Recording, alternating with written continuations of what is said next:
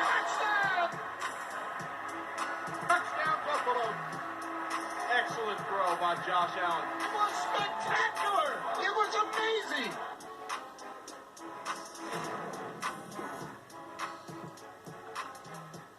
In Josh Allen's 2 seasons in Buffalo, he's been one of the most dangerous quarterbacks in the league since 2018. He's averaging 9.6 air yards per attempt, which is third in the NFL, and has the most scramble yards of any quarterback. No quarterback has more rushing touchdowns than Allen in the last 2 seasons. And we are happy to say hello to the Bills' second-year quarterback, Josh Allen. Josh, thank you. And you're off to a 6-2 start, which already surpasses your win total from last season. What's been the biggest difference or the biggest challenge this year versus last year?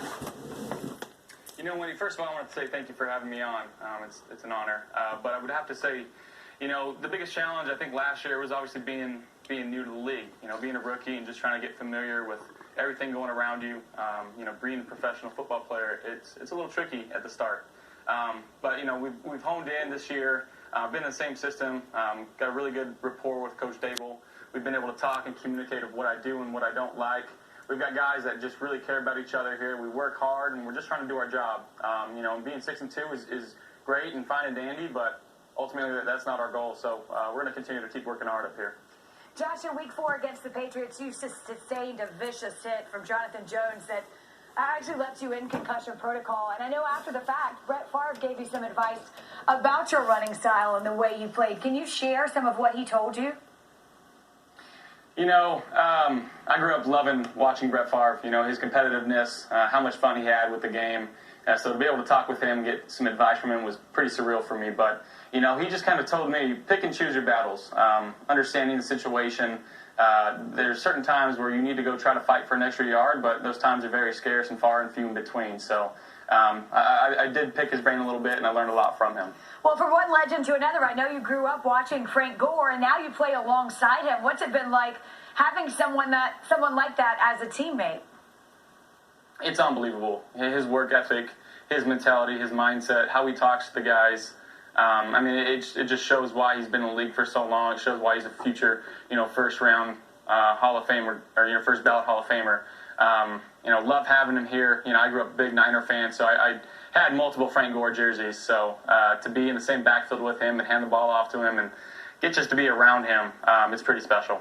So I have to ask, do you have a Bills jersey from Frank Gore yet? Not yet, but it is on the bucket list. I'm definitely going to have to get it signed by him eventually, but we'll take care of that when we cross that bridge. Yeah, well, you keep playing like this, I think he'll be happy to sign it. Since there's been plenty to celebrate, I have to ask you about Bills fans, the Bills Mafia in particular. They are known throughout the league as absolutely crazy folks. Do you have a story, a particular episode you can share with us about what that's like? Well, I mean, just from the tailgates of what my family tells me, what goes on, you know, in these parking lots here, it's a truly special place to be, and I know they're feeling pretty good right now. And, you know, as a quarterback here, all I want to do is be able to get us to continue and sustain success like we did in the early 90s. And because I've heard so many stories of what it was like here, you know, from Jim and from Thurman and from Andre, just the energy that this city has when the Bills are playing well. So really, it's just we're trying to get back to that point here and trying to ultimately get that feeling. You know, it's interesting to hear you rattle off those names, Jim and Andre. I mean, to have those guys as a resource speaks so highly, I think, of a franchise and of an organization that is using they accomplished to help mentor and guide this younger group. Yeah, it's pretty awesome. You know, I've been able to develop relationships with, you know, all three of them.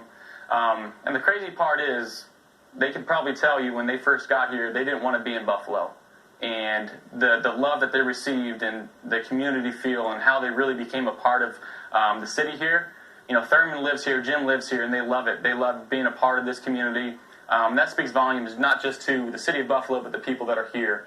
You know, so I want to give a big shout out to Buffalo. I know it doesn't get a great rap, you know, in most of the media outlets, but, you know, this is truly a special place, and I'm super proud to be here. All right, so up next for the Bills, the Cleveland Browns. That includes Baker Mayfield, and the two of you were part of that quarterback draft class, the same draft class.